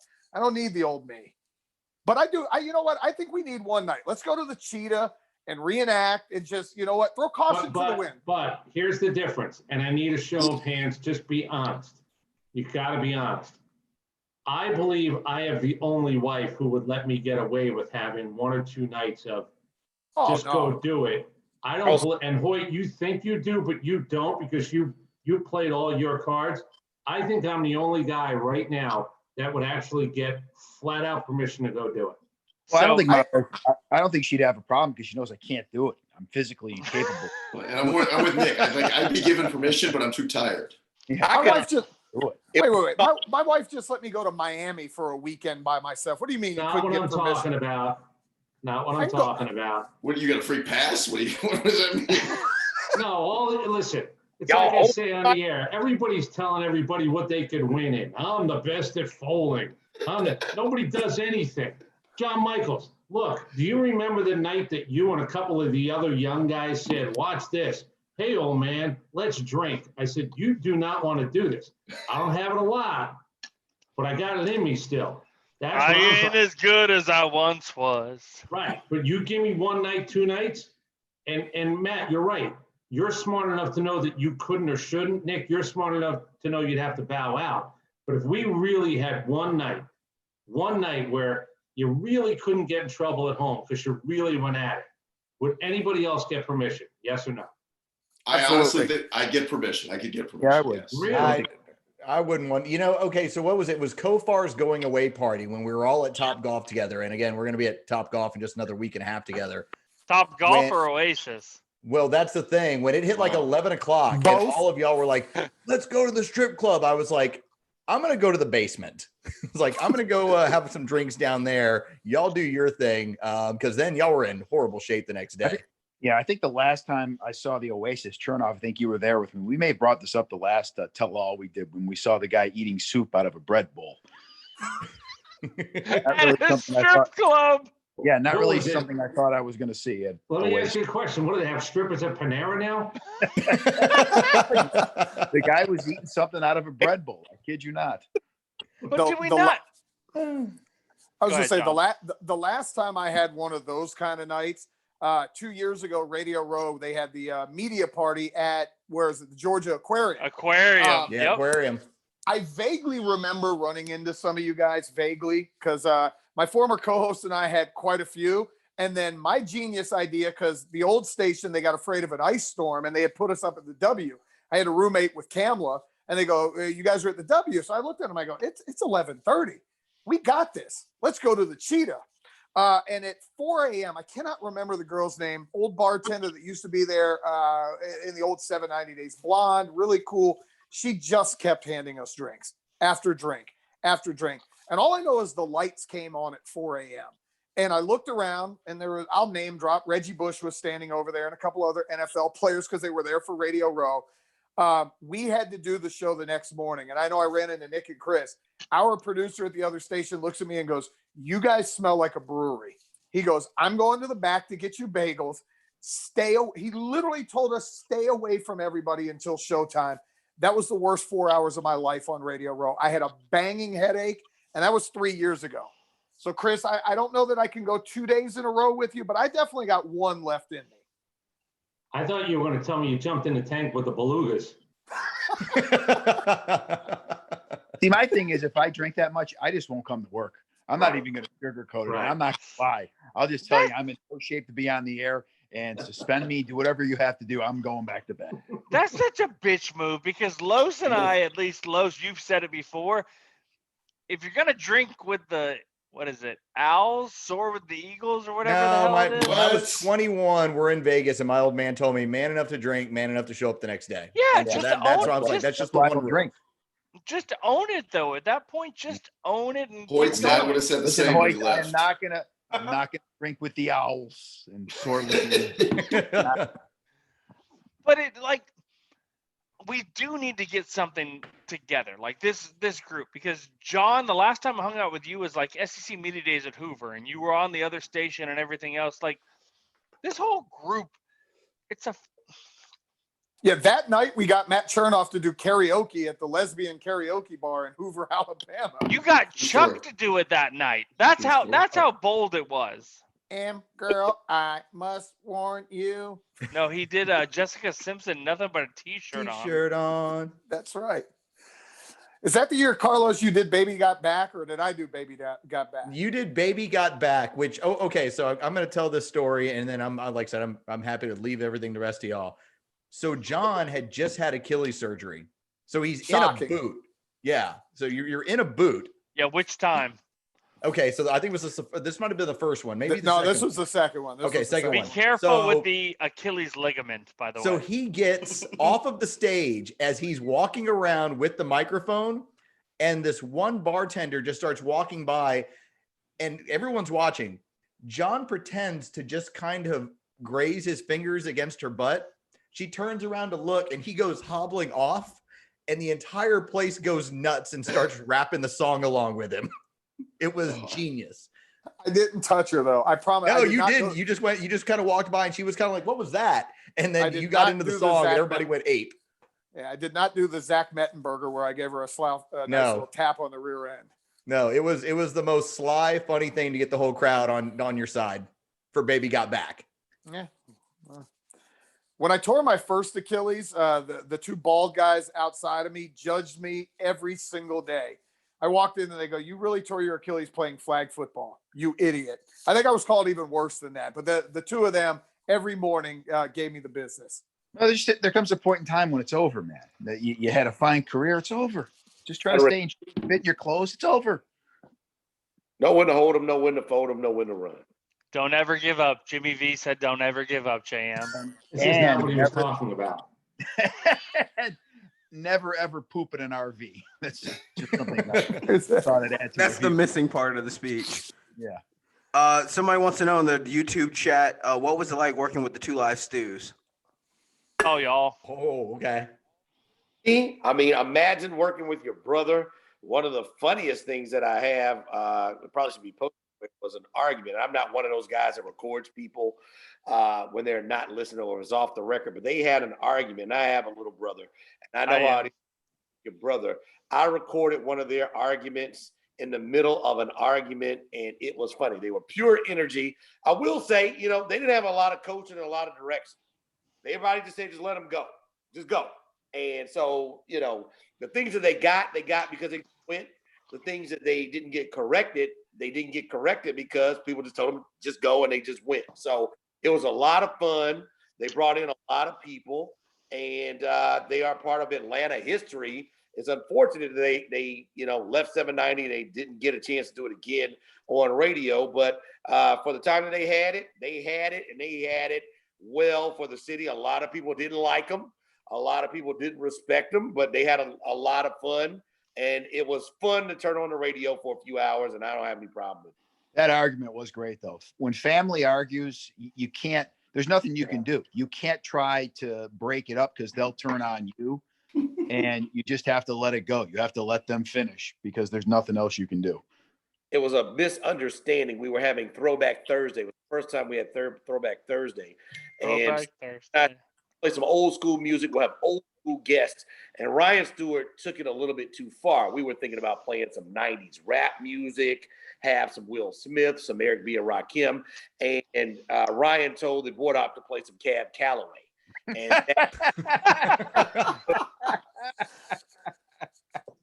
and they would throw punches. One of the funniest moments in radio I've ever heard. I enjoyed working with them. I can say, and maybe it's because I'm a light-skinned brother. I don't know, whatever you want to call me. They always allowed me, like, I was kind of the preferred fill-in once home team had left and went to 680. So every time somebody was on vacation or somebody called out sick, they always gave me a chance. I will say interning and doing promotions at their event was an event. I may have hooked up with many of women from their event. So it was always a win for me. But they were great dudes. I got along with both of them really well. I still talk to Ryan from time to time. I haven't talked to Doug in a few years, but I still talk to Ryan from time to time. But it was a different animal when they were around in sports talk radio. So I have nothing but good things to say about them. They let me do bits on their radio show early on when I first started working in the market, and I always really appreciated that. But then there's the other part that jumps out to me. I met OJ Simpson through their show, and I remember it was one time he came in, he was pretty intoxicated from a golf tournament, and I made a joke about this when Terrell Owens was creating all that craziness in Philadelphia, and I started a sports update with Cancer Wears 81 in Philadelphia, and OJ Simpson starts belly laughing, and I look at him and I go, I just made a murderer laugh. And my face changed, his face changed, and I realized, like, oh my God, he knows I'm thinking about it right now. But like I said, it's a lot of fun experiences with those two guys. He tell you to cut it out? He just kind of gave me that look. He was like, ha. Allegedly. Thank you, home team. It was in a civil court. I'm with Matt. He was liable in civil court. He was not found liable in a civil court. Anybody else want to take a stab at the Two Live Stews? Don't say stab. No. Don't say stab. Cut it out. But I got a question. What the hell is Kevin Cash doing taking out Blake Snell when he did? Let him go. It's last game. Let him Is go. there a World Series going on? That's still happening? 2-1. When is that thing over? Somebody sent a message wanting to know home team's Warren Sapp story. You know what? I'm gonna Look at him. I'll tell it. So I'm at a charity golf event, and this is the second time. I think one of the things the good Lord blessed me with was patience. And the first time was probably about 16 years ago, about 2004. He's at an Atlanta Hawks game. I'm producing the Two Live Stews. Whenever we saw celebrities, I would ask Ryan Stewart, hey, do you know Warren Sapp? Do you know so-and-so? If he says yes, hey, want to see if you can, work with the Two Live Stews, blah, blah, blah. So I go up and I talk to him at a Hawks game and try to get him to come on. And he says, I don't do radio interviews. Okay. I was like, well, is there any way we could just get you for 5 minutes? Maybe we record it and we play it a little bit later. I don't record any interviews. Bet. So last year, come full circle, Joe Hamilton and I doing the Home Team in Hamilton show at the time on Extra 106. And Peter Warwick is having a celebrity celebrity bowling event. And guess who walks in? Warren Sapp. So I'm willing to put things to the side. It was a long time ago. And as I'm standing in the bowling alley, Warren Sapp is walking towards me. I see him and try to walk towards him. And with my hand up, you're ready to give him some dap. And dap is a M shape for those who don't know it. How you doing? I give my hand up to give Warren Sapp. Big Sapp, how you doing? He says, excuse me, I got to walk this way.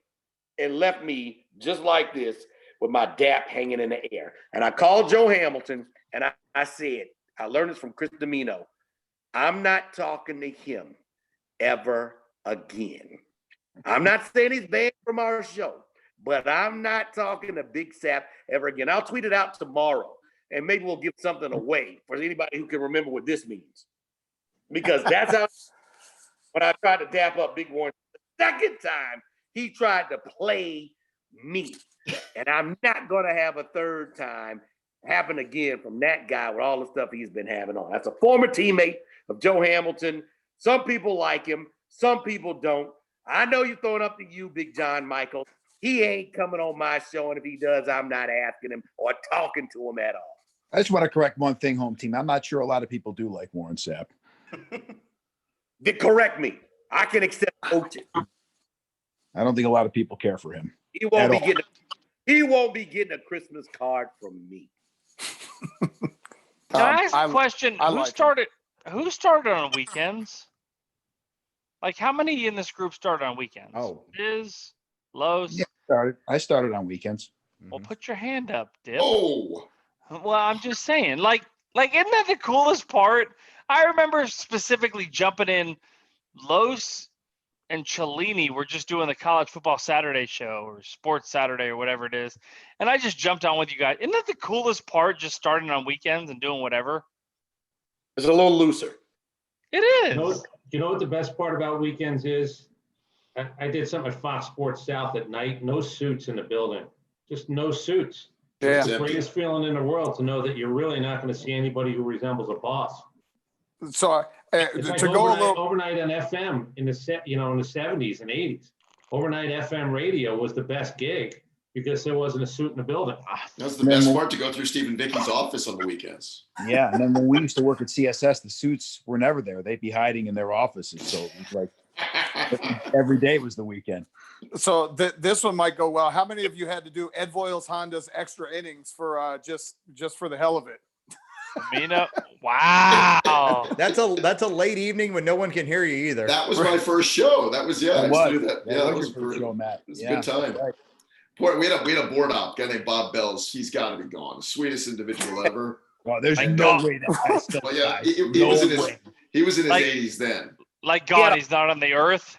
He had a heart attack, and he was up there at night. He had a heart attack. Literally had a heart attack at 7 zone and ended up having to go to the hospital. Bob was the sweetest old man ever, but I would ask him to record the interviews because I knew nobody could hear it that time. I was like, maybe they'll play cuts tomorrow. And bless his heart, he would never be able to get to the button before the interview was over, which was about an 8-minute interview, and he still couldn't get there. And it was just high comedy. And on the 2 Live Stews, I gave him the nickname, and the Stews ran with it, Hip Hop Bob Bell. That was a show Sam Radin and I used to do, and that was kind of in my club days. So once we had got into the show about 2 weeks, we thought we were big crap and we had no idea what we were doing. So we decided to spice things up on Friday because, again, there were no suits there. And I think the statute of limitations is now gone from 2005. We did Wet Fridays. So we'd bring a bottle of liquor in and see if we could finish the bottle before the show was over, which is always entertaining. And then, have somebody pick us up and take us to the club. So that was Friday nights, Matt Edgar, if you're listening, let's just say it wasn't our best efforts back then. And then the dean would finish it in the morning. Hey, Edgar's been texting me. Who here has seen Bobach's ass? How about his nuts? Wash me back. Just slowly. Hold up. Did anybody have to do a show other than me when Bo had used a little bit too much Viagra and then had to go to the hospital, or was that just me? Was I the only one that had to deal with that? Oh, you've never heard that story? No. You Should I tell. not It's 680 tells. No, it's 680 tells all. I was filling in for, I guess it was Pollock and Bell then, and I had the night football show, Football Night in Atlanta, and Bo was filling. So me and Bo were filling in, and Bo walks in. He's got his typical Crocs and gray sweatpants on, and he's got an ice pack, and he's holding it over his junk. And he goes, hey, things just aren't going right today. So I'm looking. I said, what's with the ice pack? Hey, I took 2 shots of the liquid Viagra, and it just won't go down. It's been hard for 2. I said, Bo, I don't want to know that. I've got to sit and do a 4-hour radio show with a man that's sitting across from the table in Chris Demino's seat, by the way, the same seat that Demino sat in the morning. And he's sitting there with an ice pack on him, and he's rocking back and forth. And every commercial break, I got to go to the bathroom. I'll be right back. So finally, after about an hour and a half, I don't know if Matt Edgar or somebody calls him and goes, Bo, you got to go to the hospital. Like, this isn't right. And I look, dude, I can't do the show anymore. You're sitting, and now the ice is melting, so his sweatpants are all wet. Hey, man, you're wrong for telling this story. Tell all part due. You're wrong for telling this story. Hoyt hyped me up. I love Bo. But wait a minute. John doesn't believe me, or Hoyt doesn't believe me. You guys remember when Bo took the wrong car home from a Christmas party? Oh yeah, he took Natalie Roberts, our production director's car. They had the same car. He took her car home. He tried to open his garage. He gets in the driveway, tries to open the garage, and realizes it's not his car. How can we get Bo on one of these? Oh, Does he even know how to work a computer? Hey, man, no respect. It wouldn't be any sports talk. Thank you. Take a knee. Take a knee. It's the dean. Long story one short, time showed up where he was missing a tooth when I was working with him. And so he's pretty intoxicated. He tells us that he swallowed a tooth in the middle of the night, and they bring up some 80s reporter. And what was always his line? Oh, yeah. Yeah. Yeah. I don't think you want to tell all there. Yeah. He had it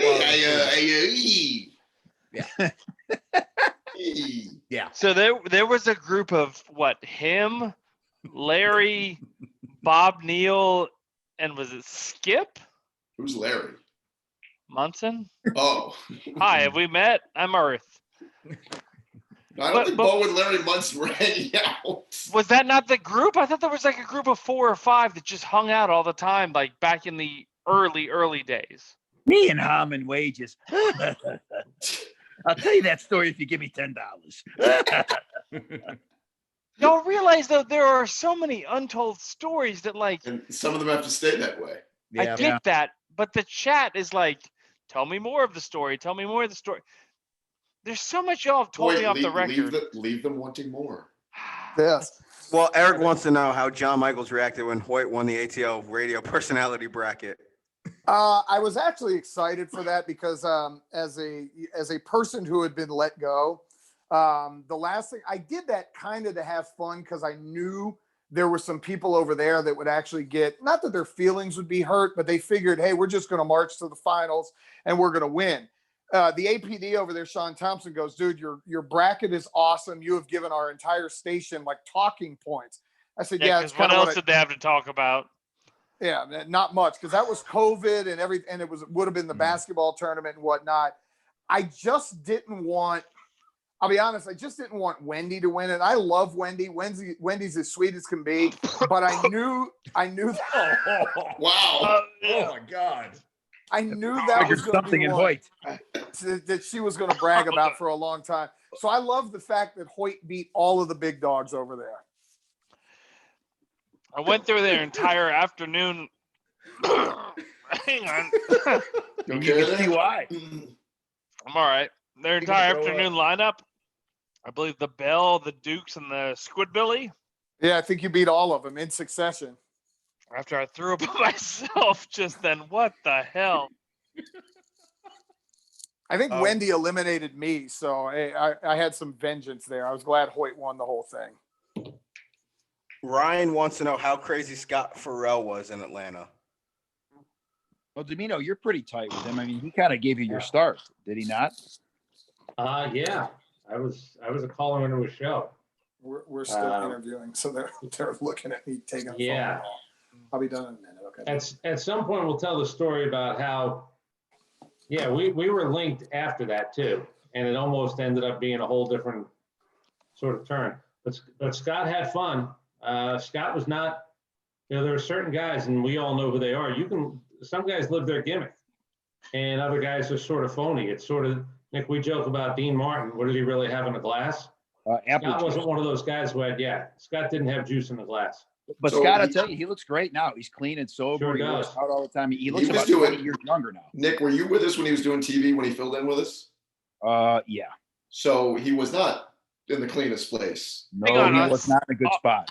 On CSS, he was on TV with you guys? He filled in. He was doing Real Radio 105. He had come back to Atlanta, and he's filling in doing TV. And I'm telling you, in the middle of a segment, we could be talking Braves. He looked at Ryan Stewart. Oh, look at those shoes! Oh, he just starts screaming about his shoes. Total stream of consciousness. It was very uncomfortable. It was very weird. Good place now, though. He's in a good place. Yep, you're right. He needed to figure some stuff out, and he did. Yep. Talented, not for everybody, and he'll tell you he wasn't for everybody. He wasn't for a lot of people in management at times. He drove some people crazy. He used up his 9 lives. You ain't kidding. Yeah. Were you Demino in Atlanta? Like, what was your caller name? No. That was the whole story. I called a few times. He ended up calling me Jersey. And it was a guy by the name of Robert Wolf who actually started the whole thing after that, who was his producer. Robert Wolf, big Georgia fan. Hoyt lives in Carolina now. But yeah, Scott it was very interesting. He's had an unbelievable career path, but I'm just happy that he's in a much better place. Nick, we've seen him at a couple of the fights.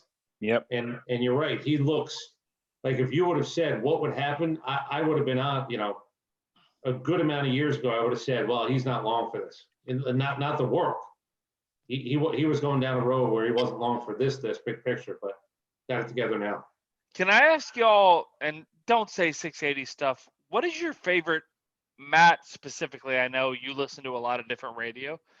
What's your favorite radio to listen to? Does that make sense? Like, whether it's Limbaugh or whatever, like, what do y'all listen to? I mean, it was Stern for years. I'm just not a fan anymore. He's made so much money that I don't think he really knows a lot as far as what's going on anymore. I mean, how could you, when you're that successful, you're uber successful? His big thing was he was the everyman, and everything he's doing now, or a lot of the things he's doing now, it seems like he made fun of Imus for years. You're right, but see, here's where I'll argue. At some point, now he's in his 60s. I don't know if you could still hate everybody 30 years later. You're right. I mean, you're going to evolve, and I just don't think I don't think he pays attention to little things anymore. I would agree, but Nick, he's also said many times, he's like, I was so angry. I was just so mad at the world that I don't know that he's got that angst anymore. Yeah. It's really hard to be angry when you're rich. Yeah. I mean, he's not the first guy to go through that whole thing where, again, when you look down and you realize, when you look around your house, you go, I got to pretend to be angry. It probably gets tougher. Well, it does. He works 3 days a week now. I mean, at one point he was fighting the FCC, all of his bosses, everybody in radio, and now he's universally loved by Hollywood and everywhere else now that he wasn't before. Like Demino, Home Team, and JM and Los. Like, who do y'all listen to at this point? Dan Levitard. I think their show is genius. That's a good show. They don't take themselves too seriously. No. And it's what radio should be. It's fun, and it's not, I hate pukey sports talk. Well, we're going to break down the special teams like that. That crap does nothing. They call that show Greeny. Yeah. I like Levitard. It's just fun. When people turn on for sports radio, it's supposed to be a little fun. You're supposed to get, I probably should trademark. It's supposed to be some infotainment. And I think Levitard has done a great job of not getting too old, not getting too stale. He's never taken himself too seriously once he got big time. And it's an easy listen. And, if you just want to just get a little bit of infotainment, you're going to get some during some point of his show, for one segment, for two, for three, for four. And that's the funny thing. Has Levitard ever said one thing that you're like, man, on Sunday or Saturday, That's a great breakdown, and I'm gonna listen for that. That's not what it's about, right? For a guy who was a journalist, like he was a serious writer in Miami Herald, and then this, it's completely different. And Journalist. John Wiener, aka Stu Gotts. You want to talk about somebody that's carved a nice little niche out. No question. Oh yeah. Well, and even his old producer, Mark Hochman, I go on their show every other week, Hochman and Crowder. They do a little more sports than Lebertard does, but and shocking that I listen to radio down in Miami quite a bit, but they're the same way. Half of the show is because it's a white Jewish guy and a former black NFL player. And they'll do, is this black or is this white? And they don't care. Like, they just have fun. And I know Nick and Chris, you guys have been doing that forever. I like the dynamic with Joe and home team, and not to play 680, but Matt and Chuck, you've been doing the same thing. You guys are fun. You play on the sports, but you're able to play on everything else. And I think that's what makes entertaining radio. The guys that'll sit there and you just want to rattle off stats and bullshit all the time. I don't need to hear that. I can pick up ESPN and read that. I can read CBS Sports. I want people I can laugh with and relate with. And I say this, and I probably told them the same story 50 times. The first show I ever listened to in Atlanta was Nick and Chris, when it was The Bottom Line. And I'll never forget, these two guys are at a Home Depot, the Home Depot right there on 285 and like Acres Mill. And you made it. Yeah. I run out there to go meet the two of them because they were talking about taking stuff to the dump. And I think back to my old stepdad, and he would make me take stuff. I'm like, why am I going to the dump? Like, that's what the damn garbage man's for. But then Nick and Chris were like, yeah, we went there, and my old man would make me, take a couch there or something. And I related to the two of them, and that's why they were the first show I listened to. They're a big reason I wanted to get into talk radio, because I said, damn, if these two guys can do it, I know I can. Well, there's other things but there's the polar opposite, though. Like, I would listen to Francesa because he took himself so seriously, and it would be nothing but people calling to mock him. And it became a comedy bit that I couldn't stop listening to. Well, I think one of the things that happens if you do it long enough, I say it all the time, I want to be right, but I don't have to be right. I think there are guys who play the card still that they have to be right, and that I'm not interested in. And again, that show's called Greenie. It's called Colin Cowherd. Poor Greenie. Who knows nothing, but he'll tell you how much he knows. Poor Greenie making over $6 million a year. That guy's he's the cockroach of that network. Survives everything. I just don't get it. And listen, everybody's got their own taste, but like that guy doing a solo show is about as white bread and stale as it gets. So I know Los grew up on the ticket in Dallas. Demino, I don't know who you grew up on. Wait, when did you become the moderator here? When did you? When Brandon's like, we'll ask one more question. I'm like, F that. I'm going to keep this going. Yeah, I got 6% battery left, and I got about 15. I do have to wake up at 4:00 in the morning. Yeah, my desktop is dying right now. Baby, nothing's better than a sleepless morning host. You threw up. I just kind of coughed it up. But you know what? I finished the bottle, bitches. You puked and rallied. You can rally. He's Billy Bob all of a sudden. Yes. But I'll honestly ask y'all, like, how did y'all get?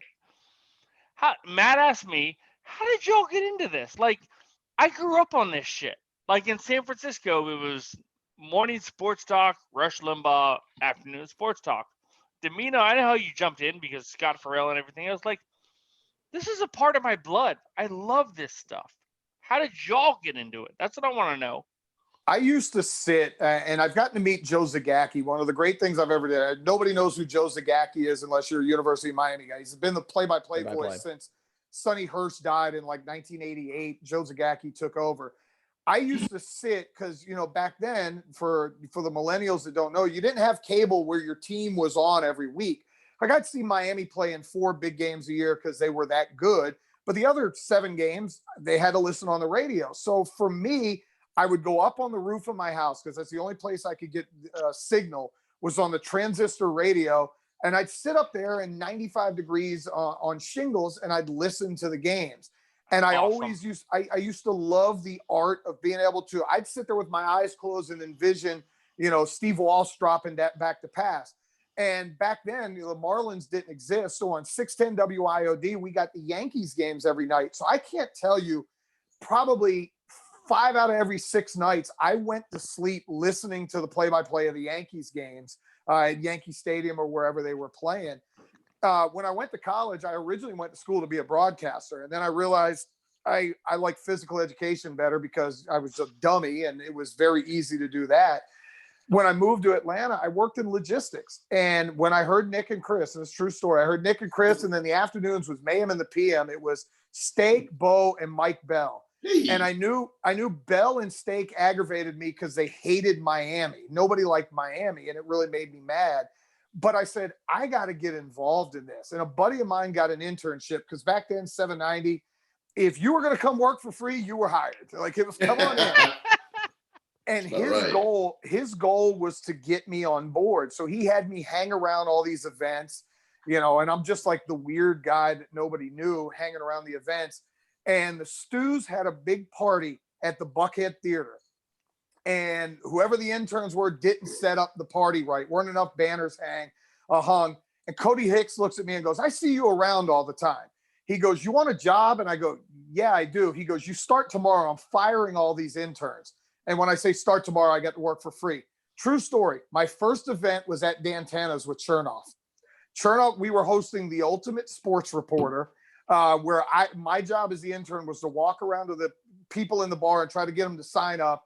And they started asking trivia questions. Chernoff probably won't remember this. He gives me the nickname House, as in House of Pain, because I had the goatee and the bald head. He goes, you look like the guy from House of Pain. So I'm going to call you House from now on.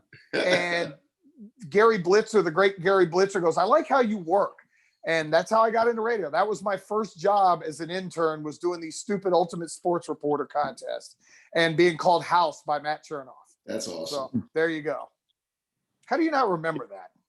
I can't remember yesterday. What did I do this morning? I don't remember. He doesn't remember shit. It's very true. Well, we're going to wrap it up here. Thank you guys so much for joining us on 680 Tells All Part Deux, presented by Wild Heaven Beer. Make sure you check out Fanfare in stores now. Thank you to Brian Hoyt, Chris Demino, Home Team Brandon Lee, Nick Cellini, John Michaels, Carlos Medina. And now, do World Series postgame? And now a 60-minute Hoyt monologue coming in. I'll do it. Domino's going to do the interview after the. I was going to say Domino's going to do the interview after the interview. Clayton Kershaw's in the bullpen, Demino. I can't believe they got 3 hits. They're up 2-1. Thank you.